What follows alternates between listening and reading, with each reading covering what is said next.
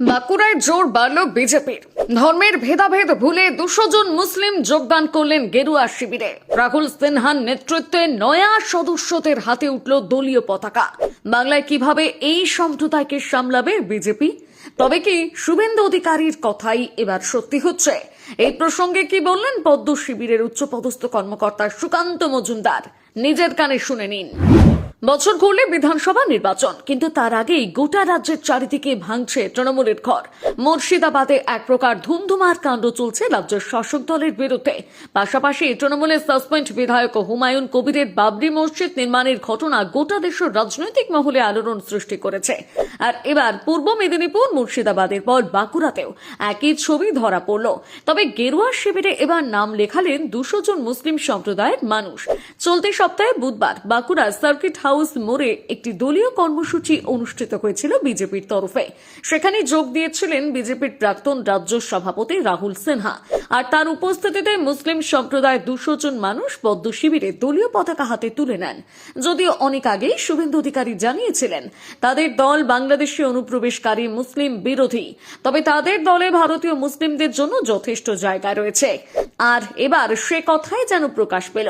এদিন এই ঘটনা প্রসঙ্গে রাহুল সিনহা বলেন তিনিও তার দল কাজী নজরুল ইসলামের বাণীতে বিশ্বাস করেন, কিন্তু তারা আরো বাংলাদেশ কিংবা মায়ানমার থেকে আসা মুসলমান অনুপ্রবেশকারীদের নিজের দলে জায়গা দিতে রাজি নন। পাশাপাশি তিনি এও জানান যে যারা বাবরকে তোষামোদ করেন তাদেরকেও কোনো জায়গা দেওয়া হবে না গেরুয়া শিবিরে। বিজেপির এই নেতার এমন বক্তব্য শোনার পর আর চুপ থাকতে পারেনি তৃণমূলের বাঁকুড়া জেলার সহ সভাপতি বিধান সিংহ। রাহুল সিনহাকে কটাক্ষ করে তিনি বলেন বিজেপির কাছ থেকে মন্দির, মসজিদ, হিন্দু, মুসলমান সবকিছুর আমদানি হয়েছে, কিন্তু অবাক করা বিষয় যে রাহুল সিনহা নিজেই নিজের দলে ব্রাত্য। তাই আমি মনে করি না তার এই ধরনের মন্তব্যের কোনো যুক্তি আছে বলে। হ্যাঁ, এমন রাজনৈতিক বাক বিতণ্ডা সর্বদা বিরোধী দলগুলোর মধ্যে লেগেই থাকে, কিন্তু প্রশ্ন হচ্ছে বাংলার মুসলিম ভোট ব্যাংক বিজেপি সামলাবে কিভাবে?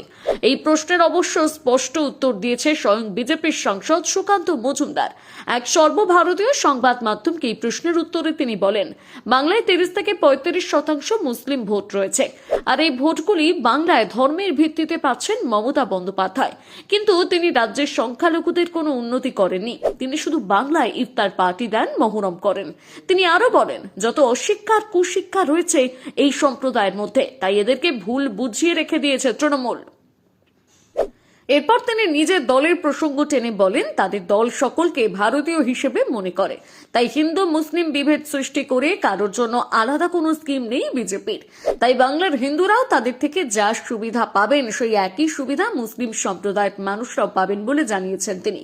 তবে এবার বাংলায় নিজেদের জায়গা পাকা করতে পারবে কিনা গেরুয়া শিবির তা তো ভোটের রেজাল্টের পরই জানা যাবে।